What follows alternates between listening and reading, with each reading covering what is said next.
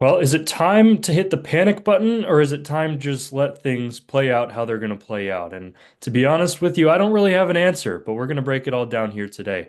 Welcome back to the House of Hoosier podcast, presented by the Field of 68 Podcast Network. I'm Ian Plaskoff. He's Austin Platt.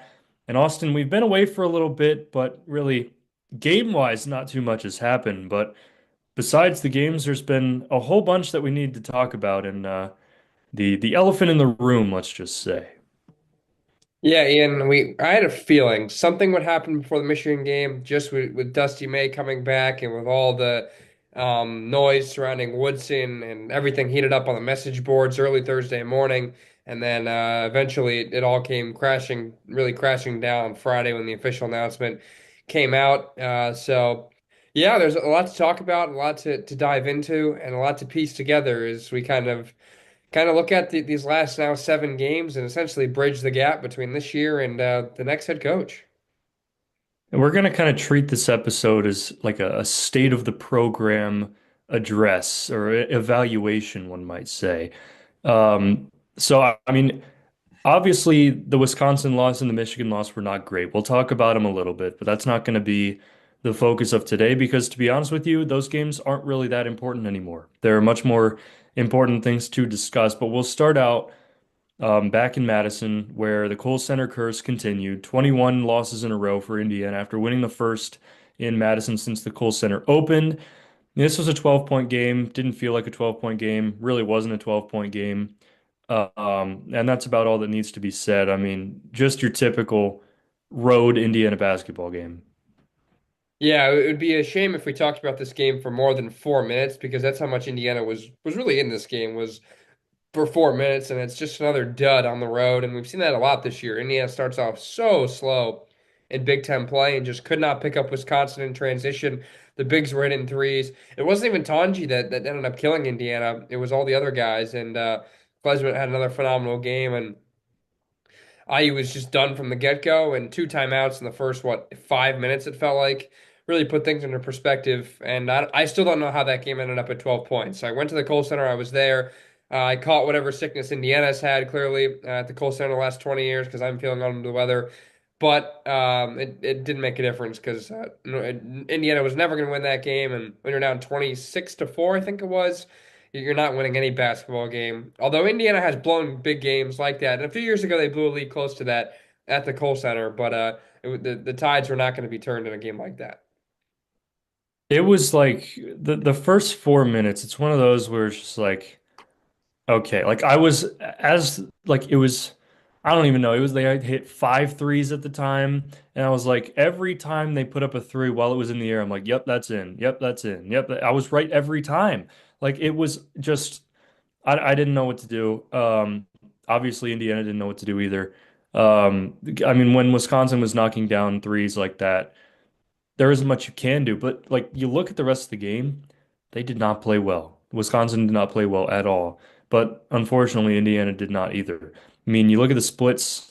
Indiana shot 23 for 57, Wisconsin 26 for 60. The difference was from three, 12 to 7, both on 27 plus attempts for those teams. And Indiana 11 turnovers, and Wisconsin scored 18 points off those turnovers. And other than that, everything was pretty similar. I mean, it was three pointers and turnovers as it tends to be on the road. Yeah, kind of just a lot of the same, really, which sucks. And building off the Purdue loss and building off of that, it was just like this was not the game where Indiana was going to all of a sudden like piece it all together and really take what happened in West Lafayette and bring it to Madison. That was never going to happen. And yeah, it's they had chances to come back. It was 11 points at one time, and Wisconsin didn't play great, but you don't need to play great when you just shoot the lights out in the first 4 minutes. And that's just the state of playing against Indiana. And it's been that way really for for really like close to the last decade. Like Indiana has not shot the three well as a program. And if you go in there and just have a really good 5 minute stretch, the game's over. Like even these mid-major games, which we've seen Indiana play in these non-cons, it's like if the opposing team comes in and shoots 50%, and even in one half, like they're gonna have a pretty good shot of winning at the half. Like that's just what it is. That's what IU basketball is, and everyone knows what the formula to beat IU. It's like just run them off the 3-point line. Not that's is not easy to accomplish because Indiana doesn't shoot the three enough. But just go in there, make your threes, get to your spots, and be aggressive, and the game's going to be over. And yeah, I mean, it was just unbelievable. You're right. Every time a shot went up, it's like, all right, how am I going to describe this one as goes in? And eventually, I found a bunch of cheese names, and I said cheddar a couple times just because I needed to enhance my vocabulary. That's how many threes Wisconsin made. Um, but I mean, it was a clinic. That was unbelievable. And that Wisconsin team is pretty darn good. And Winter and Crowd proved to be a pretty good two big combo, and they play well together. And we've seen that a lot with the teams Indiana has played. We'll talk about Michigan, but Maryland obviously it works for them. We're recording this. I just watched them beat Rutgers at home. It's a handful to deal with, and it's pretty easy the formula to beat IU, which sucks. That's about all we need to say for the Wisconsin game. And then the Michigan game was again much of the same, but on in terms of the last few games, other than the Wisconsin game, in late game execution, and I mean there were times where I mean I'll give credit to Indiana for fighting back. They went down early like they tend to do. Fought back, showed some nice fight. The crowd at Assembly Hall was great. I didn't actually end up going to the game, but looked great, sounded great on TV. And then you get to the end of the game, and same thing happens again. And I mean, it's kind of like you just expect it at this point. Like if it's a close game, Indiana's going to lose, and it's a terrible feeling to have, but that's just where I am right now. Yeah, it's much of the same. And just the deficits that IU has put itself in, like even just you look at over the course of Woodson's 4 years, and now we know it's only going to be 4 years. There's a lot of games, like even where Indiana wins, that get off to bad starts. Like the game that really put Indiana at least back on the map, obviously beating Purdue, the Rob Finney shot. They were down double digits in the first half. Trace Jackson Davis was on the bench. Like Indiana has always had this issue in conference play of starting out so poorly. And I don't know what it is, but just turnovers. They're in the first half, Indiana missed so many easy layups. Like they have only themselves to blame. It was like defensively, it wasn't great. Michigan's a nightmare matchup. Like Wolf and Vlad Golden are two incredible bigs. They shoot it from outside. They set screens for each other. Gosh darn it! I mean, they do everything right. It's two 7-footers. I mean that's a matchup nightmare for IU, especially guys that can shoot it from the outside. Unlike Maryland's bigs, which is why that game was so much closer the entire way. But yikes, just Donaldson was incredible, and Indiana had film on him because of the Auburn game last year, transfer, but Indiana missed so many easy layups. Like they were down 17 and a half. Like it could have been 10. And you look at all those points that Indiana gave up. I was watching from home. I was planning to be there, but obviously being sick, I decided to sit this one out. And but Raftery was like, oh, Indiana's 4 for 10 on layups in the first half. It's like, holy smokes, you get two of those back, and you have a chance to win the game. On the game, Indiana was 8 for 17 on layups. So obviously that's not telling of everything, but this was a 3-point game. You'd like to think that if you made three or four more of those layups, that might have done the trick, but that was not the case. I mean, this was again a typical Indiana game, 25 for 60 from the field, 42%, 6 for 19 from three, 32%, 11 for 15 from the free throw line, 73%. Actually won the turnover battle, only committed seven, forced 12 out of Michigan, and scored 14 points off Michigan turnovers. Got out rebounded by six. That was expected with the double 7-foot duo there for Michigan. But I mean, it was like the most telling thing for me about this game was not really the game. It was about how Mike Woodson after the game said like he took a little bit of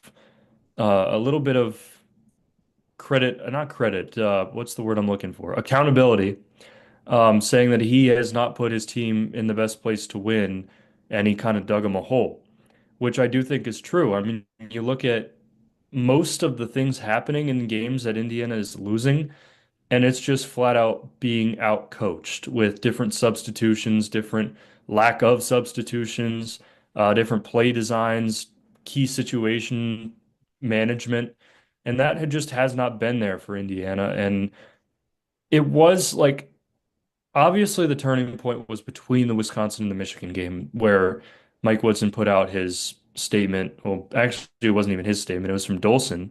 We still haven't heard directly from Woodson on this. And I will say this on the broadcast, Spiro Ditas did say that he talked to Mike Woodson and Woodson told him his reasons, but asked him to keep them private. So I'm sure we'll hear from Mike Woodson himself at some point in a press conference or something of the sort. Um, but at any rate, this game just felt like how do you respond to a coach that has already said that one, he hasn't put you in the best position to win, and two, that he's kind of just calling it quits at the end of the year. Like, how do you respond as a player when your coach says that? That's nothing against Mike Woodson. I don't disrespect him for making that decision.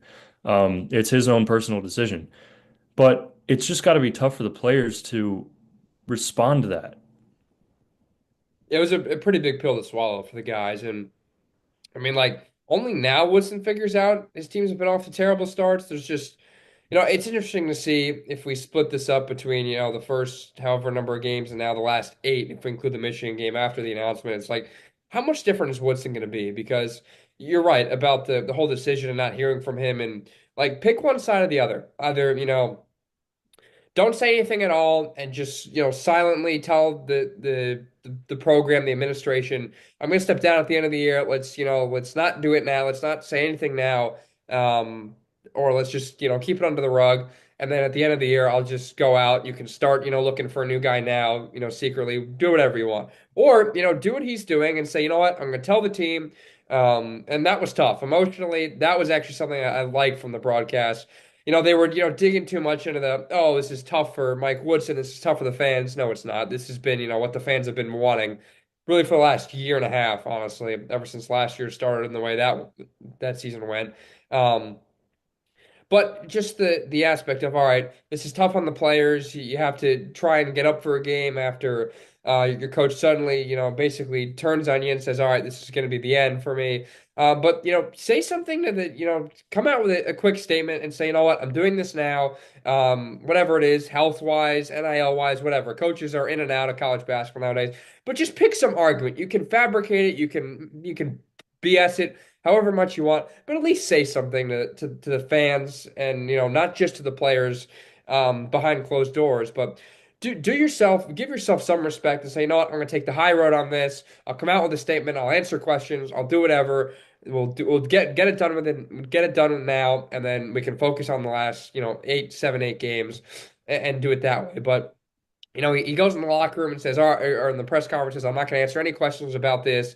I'll make a statement later. I'll leave all this private. Like, pick one side, man. Like, you're taking I don't even know if he's taking the high road at this point. Like, Mike Woodson is getting exactly what Mike Woodson wants. He purposely did this ahead of time because with Dusty May coming into town, the program obviously didn't want to have to deal with all the boos and the chanting when Dusty May's name is called out. But I mean, we're just doing this stupid song and dance. Like, is he ever going to come out with something, or is at the end of the year at senior day, he's going to take the mic and say, "All right, I'm going out with these seniors as well. Thanks for 4 years, whatever the fans this and that." Like, he's got to just pick something because just the statement from Scott Dolson, the athletic director, is like, "That's nice and all, but you're missing a quote from the coach. Like, you're missing the firsthand source on this situation, who just doesn't want to say anything about it because, let's be honest, he just doesn't want the backlash and he wants to silently just walk into the sunset instead of getting showered with booze on the way out." I've said this all year long, and I've said this my entire life. You do not want to leave Indiana basketball fans up to speculation because it never goes well. You have to be very explicit on important things, or else people start to go crazy. And we've seen that this week. We've seen that this season. We've seen that the past decade with just numerous random things. But in a situation like this, where you're stepping away after 4 years, you have the athletic director put out a statement. It's been a whole saga for the past year and a half, and everybody wants to hear your perspective, and then you don't share one. It's just kind of it doesn't really solve enough problems for the fan base. Now I get it is extremely emotional for the players to lose their coach. It's also emotional for the coach. Like this is Bloomington is Mike Woodson's home. Like this is where he started his high-level basketball career. I mean, 4 years here, legend in the program, comes back and coaches. This is home for Mike Woodson, and to leave on a sour note would not be like, regardless of the success that Mike Woodson has on the basketball court, you can't like leaving on a sour note would just not do him justice because he's a person. Like he's a staple in the Bloomington community. As much as some people may not like him as a basketball coach, you have to respect him as a person. And he did some great things here in Bloomington. And I mean, as a player and as a coach, did he leave on like below expectations from a coaching standpoint? Yes, but let's be honest. Did we really think that Mike Woodson was going to be the guy that takes Indiana basketball back to the pinnacle of college basketball success? I don't know. But I do respect that Indiana, the athletic department, and the team are letting him go out on his own terms and letting him go out um, with his own ideals in mind. Will the fans respect that? I don't know, but Indiana basketball fans are often very polarizing.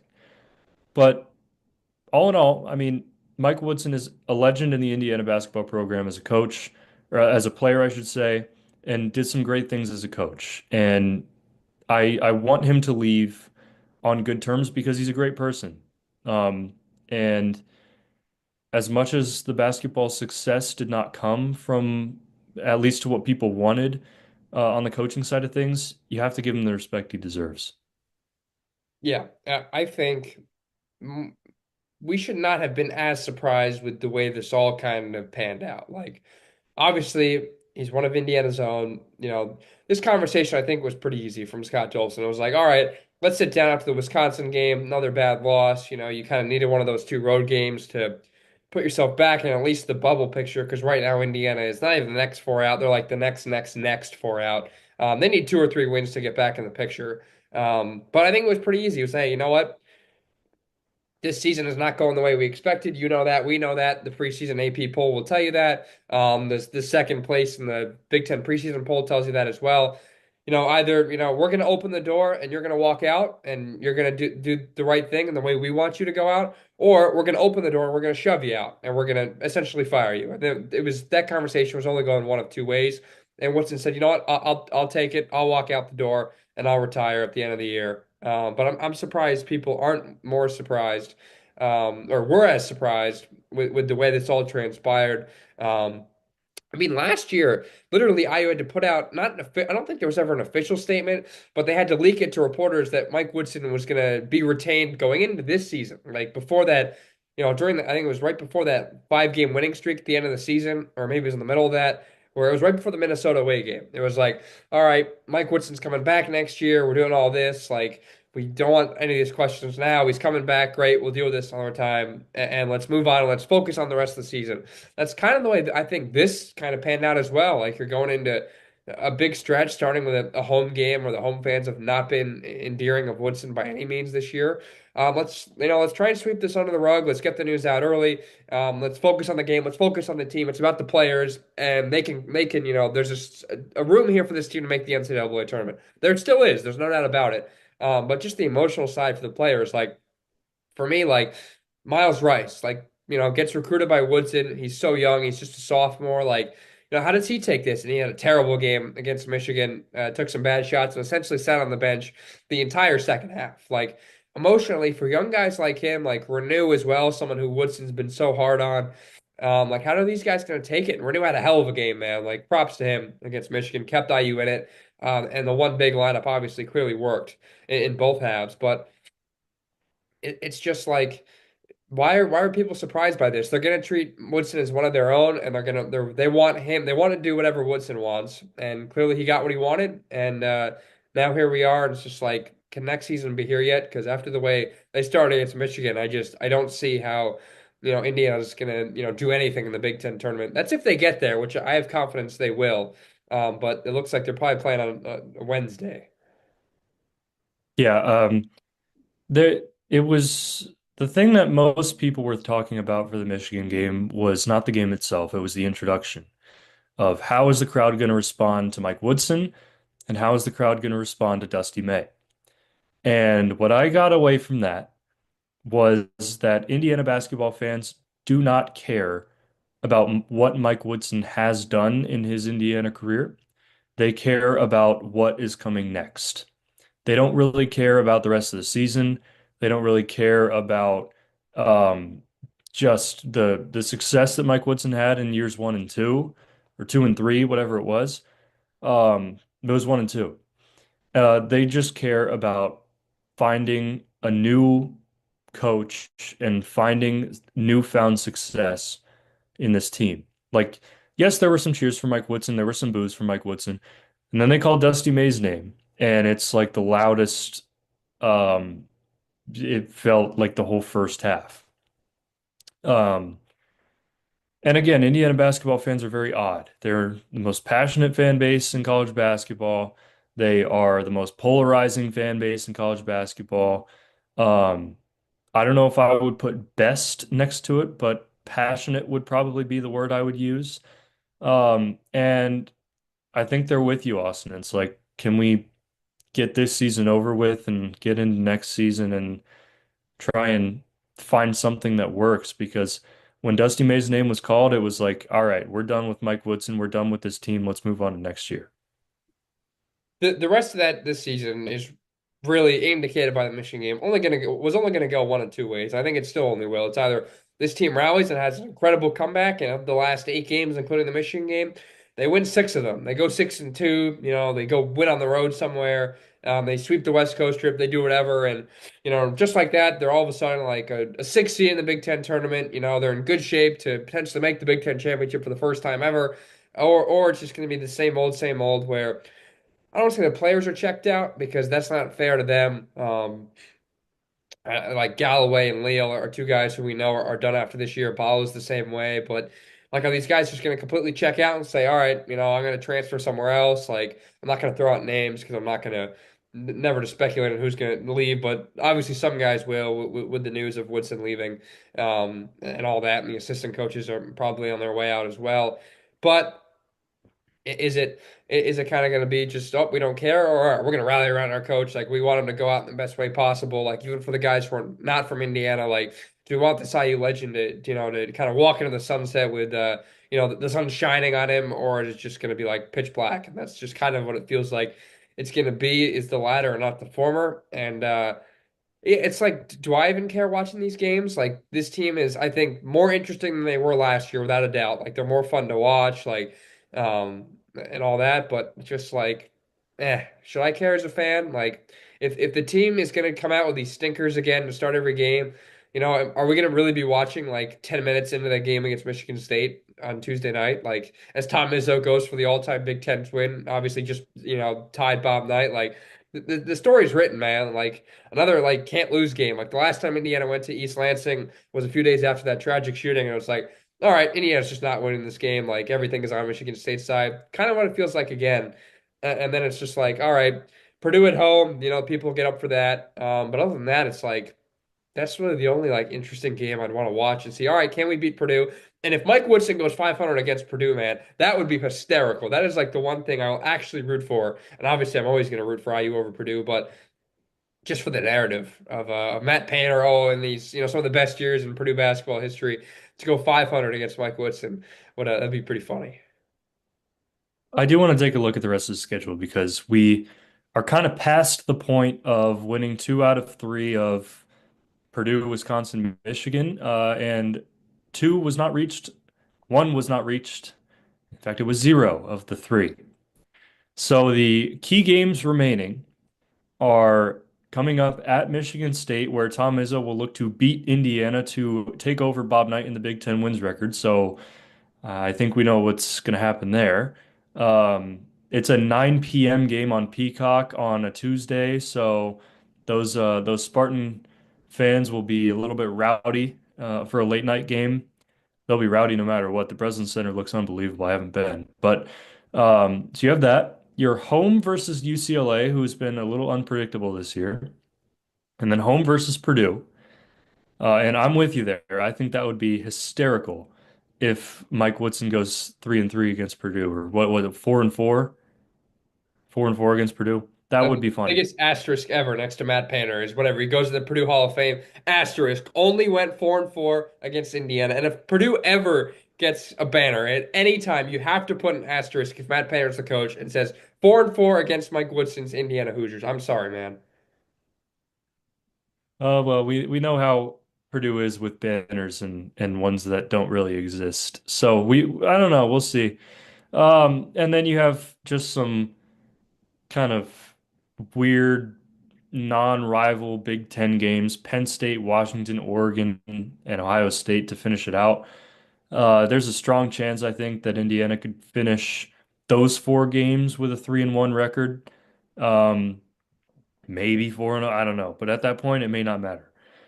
Because the only two quality wins that you can pick up that would actually make a difference, I think, for you would be Michigan State and Purdue. I mean, if you look at the net rankings, Indiana has dropped to, um, let's see. Okay, so they're still at 62 in the net, and in the Ken Palm, they are at 55. Does that mean that they're in the tournament? Absolutely not. Um, but there's still a very, very slight chance if they're able to knock off Michigan State on the road, Purdue at home, and then win three of the other five. That would be my guess. Um, but I don't know. I don't know how this team's going to respond, and I don't really know. There are so many things, Austin, that I don't know about how this Woodson decision and the rest of the season is going to factor into the rest of the games that there are. I just I'm just going to sit back and watch without any expectations. Yeah, I'm definitely watching with like a different lens. Like, what about for the players, especially the ones that have eligibility next year or might have eligibility? Like, how do they play? Like, how does the team come together? What do the leaders look like? Is there as much vocal stuff on the court? And then like Rice and Renew, I think are the two guys that may have been the most impacted by this decision. And if we're really buying into everything that, Spiro and Bill Raftery were saying on the CBS broadcast about the emotional side, like how do those guys respond? And how do they play? And obviously, it was good for Renew and not very good at all for Rice on Saturday. But start the coaching list. Who do we want? Like that's what I'm thinking of right now. And what's the criteria? What boxes do we need to check? This Scott Dolson just had his biggest hire with the football program. It's a home run hire. It doesn't even matter what happens the next 3 years. You made it to the college football playoff in year one. This all of a sudden that is now the second biggest hire that he's going to make in the span of a year. Because obviously with basketball that comes first. So um, just like that, the pressure's on Dolson, and I hope he's already making phone calls as we speak to guys who he may be interested in. And yeah, it's kind of like you need to turn the page. Like it's been 25 years since Indiana's been relevant in college basketball. Let's be honest. Like a few Tom Crean years, you had the Trace Jackson Davis era, and really that's it. And other than that, it's been just disaster. It's been a quarter of a century. You need to turn the page. You need to get rid of this, Indiana family, Bob Knight ties. Forget about that. It's a new age of college basketball with NIL, the portal, and all that, and obviously the settlements that's going to come down. You need to win. Winning is as paramount as anything else nowadays. And for the fan base that you have and the support and the donors and all of that, there's no excuse. You need to get this hire right. And I think you need to essentially go away from what you've gone through the last 25 years and trying to find, the right guy to bridge the gap. Forget about it. Find a guy who wins. Who cares, if he has, personal baggage or whatever it is. It depends what IU basketballs are going to really go for because of how much, they want from the donors and how much the alumni mean to that program. But you got to get this right. Like that's what I'm focused on, and I'm hoping. I think Dolson will get it right. I don't think he's going to piss many people off with the hire that he does make. Then yet again, a game obviously won't be played for another 8 months, assuming the hire is essentially before April 1st. This is I don't really know because Indiana is probably a top five job that you can have in college basketball. Just with the program, the money, the level of care, the prestige. Um, and Indiana's hires have not really met that. Like, you can probably get yourself a top head coach in college basketball just by selling him the idea of being a top program. Like, you can obviously sell a little bit of what you did in the past, but that's not the only thing that you should be, you know, telling your coaches, your prospective coaches about. I really like college basketball now is completely different than what college basketball was in the Bob Knight era. It was completely different in like the 2000s than what it was in the Bob Knight era. But now more than ever, I personally think it's more important to have a younger coach that relates more to the players, that knows how to navigate the world of NIL and social media culture and media, whatever it is. Um, and most importantly, a coach that has won. You can't hire base like looking at Mike Woodson. Mike Woodson has never won at the highest level of any coaching endeavor that he's been at. NBA, he was, he was solid. He was fine. Um, and before that, he was an assistant. And here at Indiana, I mean, he made it to the second round twice. Um, you got to find a guy that is proven, that has won. Like same thing. Like Kurt Signetti is from James Madison University. No, a lot of people don't even know that university exists. But he won, and he won everywhere he's been. He won at the D2 level, he won at the FCS level, and he's now won at the FBS level. You have to make a hire based on those same principles because it works. Um, and if you hire a guy who's maybe older or maybe younger but hasn't really done too much yet, I don't think, I know I wouldn't be behind that, and I don't think a lot of fans would be behind that. I think you have to find a guy who is proven, who, I mean, this is Indiana. Coaches will leave their schools to come to Indiana. I firmly believe that. But you have to find the guy that's won and that's on the younger side. Those are my criteria.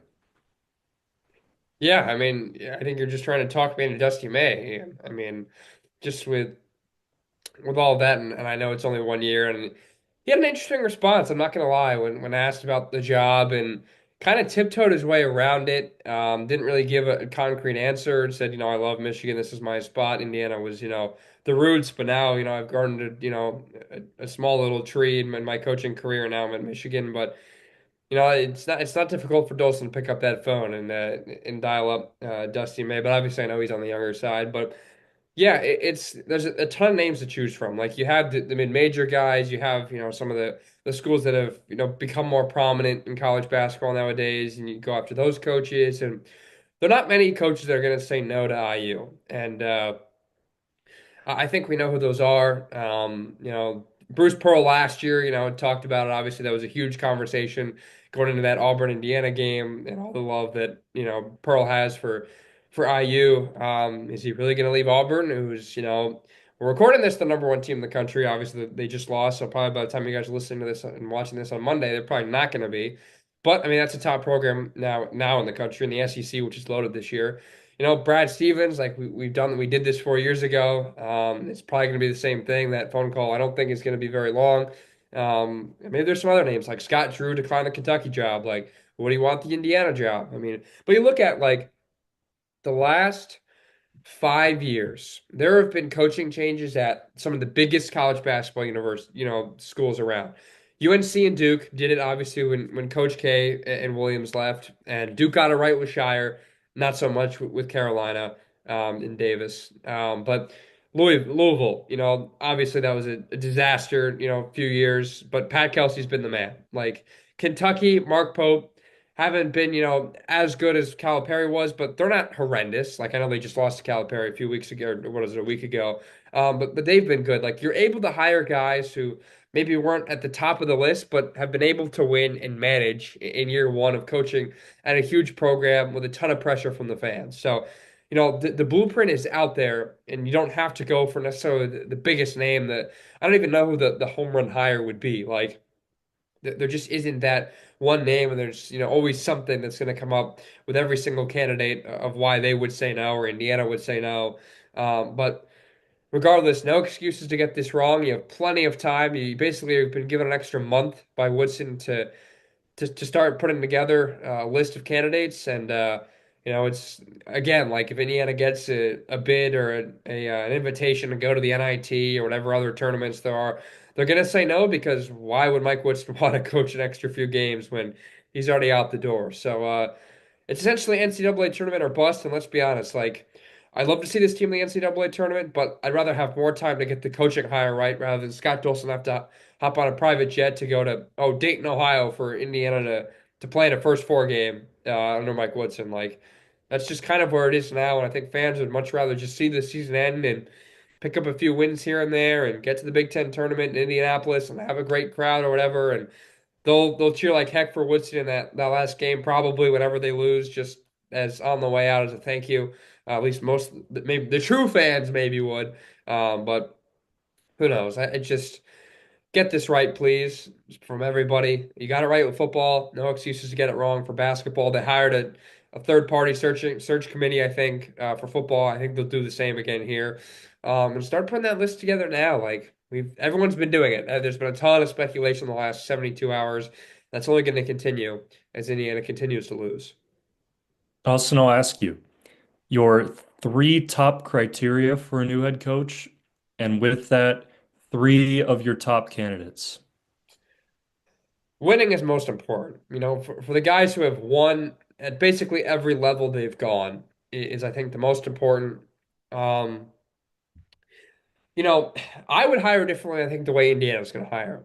Indiana is all about tradition and doing what's right. And obviously, the end of the Bob Knight era did not sit well with some people. And Kelvin Sampson, that whole thing was a mess. And ever since that happened, Indiana's been just a train wreck as a program. But like, if he holds on to Sampson and, some still argue that they should not have gotten rid of him, like all the personal baggage stuff, like I'm fine with. Like Chris Beard's a name that's been floating around. He's a guy that's won everywhere. And obviously, with what happened in Texas, him being let go.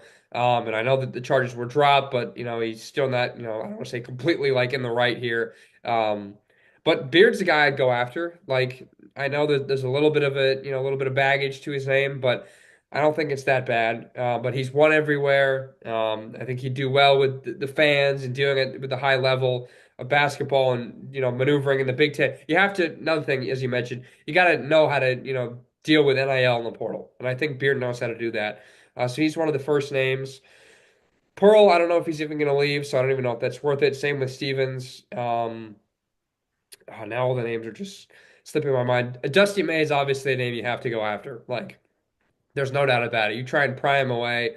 I don't even know what the buyouts are for all these coaches at their current schools, but younger guy. I think a younger coach is better just because we knew Woodson was not going to coach 10 years at IU, even if he won 10 national championships. Like he was going to go out, and obviously for someone who had dealt with some health stuff, knee surgeries, whatever, was never health wise in his prime at IU as the head coach.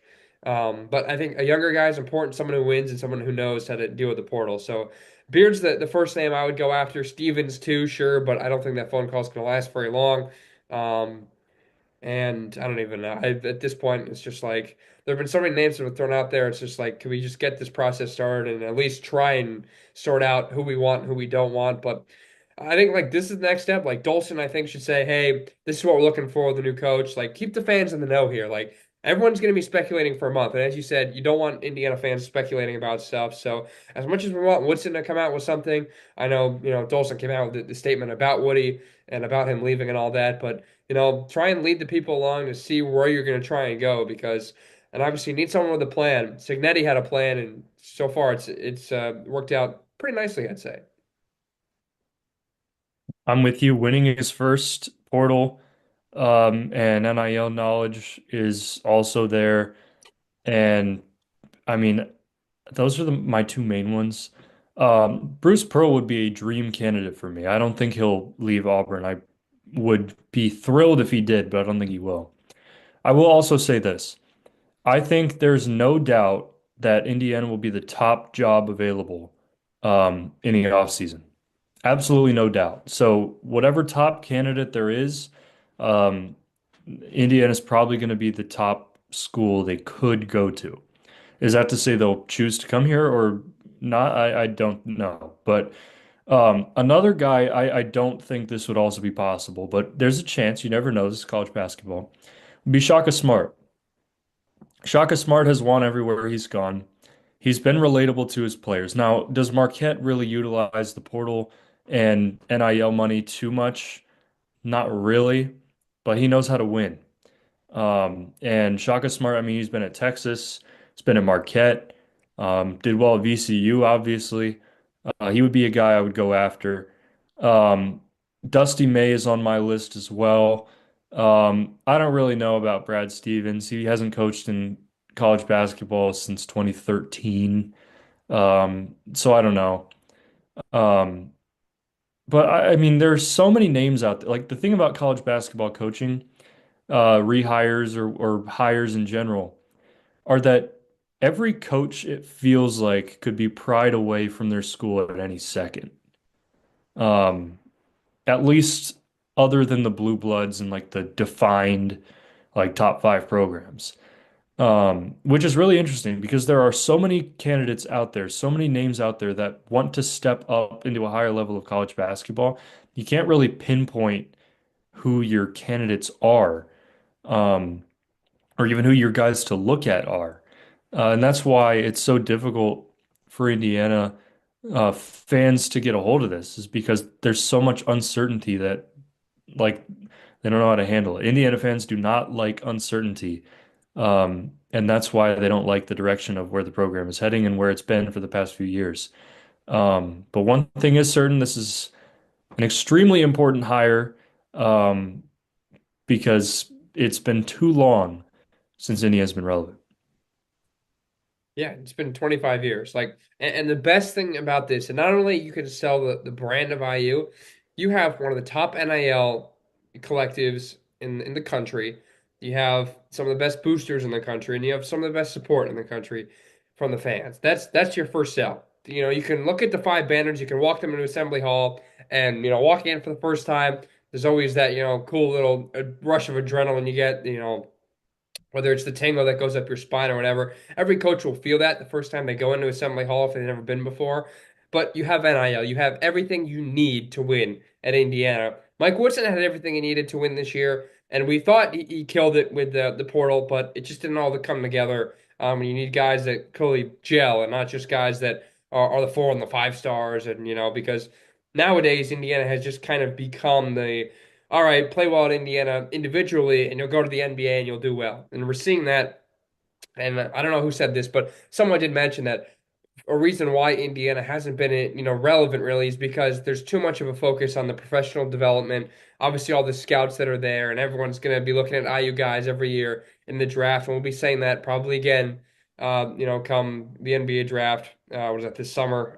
But it's the Indiana brand is now all right. Let's look at the NBA. Like Khalil Ware's freaking killing it. Like he's like I think the odds-on favorite for Rookie of the Year now or something like that. Like look what Mike Woodson did to Khalil Ware and his ability to unlock some players. And I mean, look, Jalen Hood-Schifino, man, was the guy who was like, oh, he's part of the Luka Doncic trade. Hey, the Jazz got a steal, and then obviously they cut him a few days later. But it's just like there's always going to be IU guys, in the NBA doing well, no matter how well the team did that those years. I'm just afraid that's where IU is, and you have to focus on again winning as a team, and then the professional development will come with that as well. Yeah, I think that was me that you were thinking Was that? of saying that. And I've held this position for a while. In that college basketball, you don't win with one and done 5 stars and 4 stars and transfers. You win with veteran players who stick around with the program. You can supplement them with 5 stars, 4 stars, and transfers. But if you don't have a laid out plan and guys that you know are returning, that you know how they function in your system, like it's hard to win going on a year by year basis. That's why you see teams like Purdue, like Kansas, like I don't know, like Michigan State. that are successful every year is because, yes, they do recruit well, and they get these big five-star recruits and they get these big transfers, but they also have guys that stick around. Like Braden Smith will be a 4-year player at Purdue. So will Trey Kaufman-Renn. Um, you look at old Michigan State teams like Cassius Winston, um, and AJ Hogarth, like Kansas, obviously, there are too many players to name. But you have to have guys that stick around. Like Indiana's version of that right now is Trey Galloway, Anthony Leal, Malik Reneau, um, and is that it? They're, Essentially. Yeah. yeah. So you look at these guys, and they're not necessarily the focal point of your program. The guys that are the focal point of the program are these 1-year transfers, 1-year 5 stars, 2-year 4 stars, 5 stars. Like you have to have consistent building in your program, and that's what I want in a new coach. I want a coach that knows how to sustainably build a program so that you don't have to rely on spending $8 million a year to field a team that doesn't know how to play with each other. And then by the end of the year, that team will be gone, and then you do it all over again. There has to be a sustainable product, and the new hire, whoever it is, they have to know how to build a program. They have to know how to keep it sustainable, and not. I mean, yes, you're going to have $8 million in all the support and funding in the world here in Indiana, but that doesn't mean you have to use it all every year. That's a good point. And I think that was kind of why so many people like thought Indiana did so well this year in the portal because you went out and you got Rice and Carlisle, two sophomores who have, was it 3 years of eligibility at least at IU. And all right, you're building young, you're building the the backcourt for of the coming years, and you're going to have two starters potentially for 3 years. And Carlisle just hasn't worked out, and we figured Galloway would always be starting when he was healthy. But you kind of had that plan in place, and the guards is so much more important. Like you talk about all those guys like Smith and Lawyer, those are both guards. Winston, Hogard, guards. Like there's so many guards that go through each program that are there for 3 or 4 years and really they're the backbone of the program. Like was Zach Edey obviously was the backbone of those teams, but he could have gone to the NBA like a year before. Like he didn't have to spend could have been in the NBA 2 years ago by this point. And those are not the guys you're necessarily building around, if you know what I mean. Like Indiana was building around Trace Jackson Davis. That was kind of the issue. And I know Trace obviously the coaching completely split his career in half, but Indiana was always building around him, and you should because he's a cornerstone piece, but you should really be building around guards. And I think Indiana tried to do that this year with Rice and Carlisle, and bringing Galloway back for another year helps. And the Leal, at the defensive menace that he is, like it was kind of all in place, but you still kind of need like go out and recruit freshman guards who are going to stay. Like you thought you had that with Christian Lander. Like a year early, that was a disaster. Like Gabe Cupps, like you thought, all right, here's the 4 year guy. Like this would have been the perfect 4 year guy at Indiana. And health wise, he just hasn't been good. He's just not an offensive threat, which is obviously a huge reason why he hasn't played. But the vision I think is there. But then yet again, you need to go out and get some of the best guards in the country. You can develop. Mike Woodson has been able to develop the big men into premier players, but go out and get the best guards, the best shooters. And Indiana's a state that prioritizes shooting, and somehow we never get the best shooters. I'm going to look back at like you talk about the Tom Crean era. And that was all about the guards too. Like Yogi Ferrell, 4-year guard, James Blackman Jr., Robert Johnson, Nick Zeisloft, all these guards that stayed 4 years or more, and then you supplement them with guys like an OG Anunoby or like a Noah Vonleh. Like then you go back even further. Victor Oladipo played what 3, 2, something like that. Yes, 2 or 3. Um, and you just have all these guards that are multi-year starters, and they carried the program through, and then you supplement them with wings and bigs, and that's how like teams like Purdue and Michigan State, like Kansas, all these successful teams, that's how they're doing it, like you said. Um, and I get what Indiana tried to do this year. It's tough when you've got some spots already full on the rosters, and we know how Mike Woodson loves to play seniors. And I will be I will be clear, like the seniors have played great this season. They've outperformed what I expected of them. But when you go out and get guys like Rice and Carlisle, like you said, with multiple years of eligibility and they don't pan out, you're kind of stuck. And I think that like with Mike Woodson stepping away, I think that allows Indiana to get a fresh reset. I'm not gonna like speculate on who's leaving, but you have to imagine some of the players on this roster will be going, just to play under a new coach that maybe they feel more comfortable for. But then you also look at the freshmen coming in, like Trent Sisley and Harun Zerno, the Bosnian shooter. Um, like, what's going to happen with them? Like, those are big pieces. Like, Zerno's averaging, what, 20 in Bosnia or something like that. And then Trent Sisley's starring at Montverde Academy. Like, obviously, they're going to get re-recruited. How do you get them back to Indiana and do they come back? That's another big question. There's so much more than just there's so much more to this, and there's so much this, it's so complicated. And Signetti was very open about it, about, when he was there, half the defense or whatever was in the portal, and you got to re-recruit those guys. Like Mike Woodson had to re-recruit Trace Jackson Davis twice. People forget about that. Like he was pretty dead set on going to the draft in 2021, and Woodson got him back for another year. Probably tried his darndest to get him back for, a fifth year of eligibility. But there's so much to really be figured out with this program, and I'm just glad it's out of the way now. Like the questions have, for the most part, been answered, and you can figure out exactly what the priorities are in terms of players you want to keep, and getting those guys to the next level. And let's look at it. Like on senior day, Galloway, obviously, Leal, Ballo. I think those are the guys. That's it, unless I'm missing, a walk on or someone, or a bench player who's not coming back for another year. Is Hatton a senior? Is he done after this year? I think so. So it could be four. So unless I'm completely missing someone, or someone decides to declare for the draft or whatever and decides to speak, but those are what the three guys in Hatton. So really four role players that for a fact are not coming back next year. Figure out the other guys. Like you had to re-recruit Mbako and Renew this year, and you had to use NIL to keep him. Essentially, is what I think, especially Mbako. So those are guys you obviously both want on your team next year. But it just, you got to figure out a coach that adapts this the modern style of college basketball and knows how to win at the college level, and recruiting shooters, focusing on them. Like look at this, the Michigan game. It worked with Malik Renew as the one big in that system in the second half against a very good Michigan team, and you slowed down the two bigs to a certain extent. I mean, Indiana was only giving up like 16 points in that second half at like the under eight timeout or something. I mean, they only give up what, 70 points total, and they give up 43 in the first half. So 27 second half points.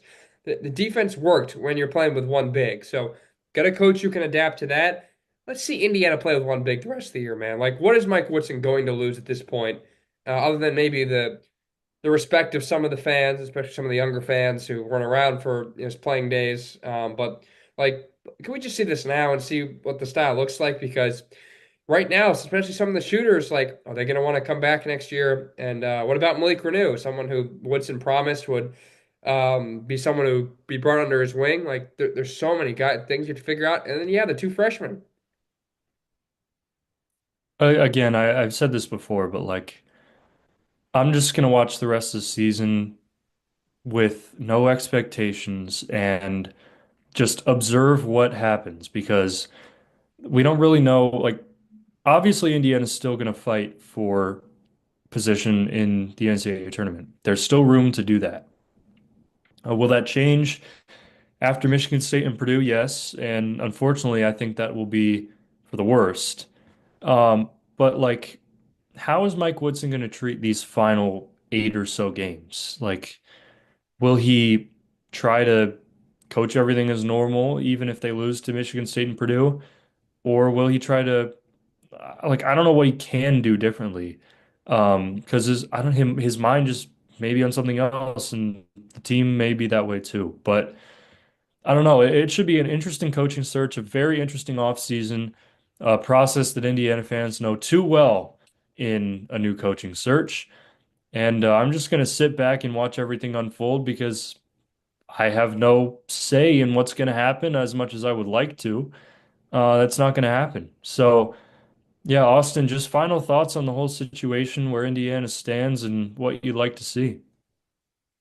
Mike Woodson got what Mike Woodson would have wanted in this case. And while I don't think he was the one leading these discussions for him to leave, I think Dolson and Buckner and the rest of the trustees were like, all right, the top donors are losing you. This is going to end, the same way, but it's just kind of how do we want to word it? And Woodson would have wanted this. I think it's the way he thinks that he will go out in the best way possible.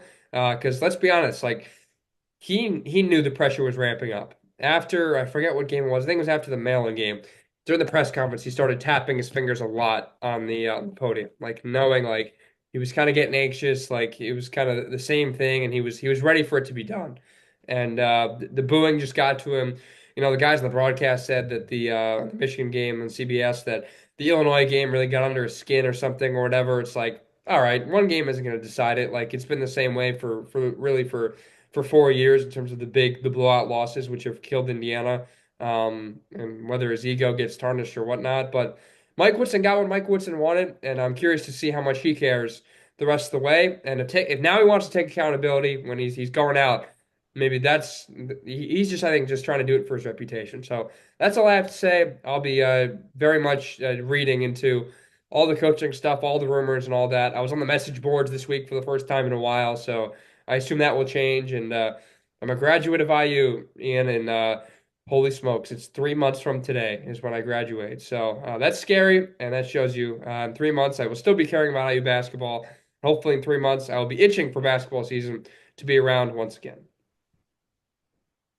It's going to be interesting to see where everything takes us. I think the first statement for Mike Woodson will be the most important of everything, just to get some clarity on just his situation, what everything is, what happened, why he's doing this. Because he's been silent since, and you don't really want to do that, like we've said with Indiana basketball fans. But I'm going to be keeping an open mind. Obviously, when a coach gets hired, it's like when a player gets drafted. Like everybody overreacts at the very first. Like you, you saw people when Patrick Mahomes got drafted by the Chiefs. They're like, no, no. Like you just don't know. So until the new coach gets his team assembled, takes the floor, and plays a few games in throughout next season, I'm going to keep an open mind, not going to freak out. I encourage everybody listening to do the same because there's nothing you can do to change anything with the new coaching hire. But it should be a very interesting next few weeks. Very interesting off season that we'll cover throughout the rest of the season as well, and we'll talk about it and break everything down for you. Um, but until then, Indiana's just playing some more basketball games, and I'm just going to be watching with an open mind. So for Austin, I'm Ian. Thanks for listening to another episode of the House of Hoosier podcast, presented by the Field of 68 podcast.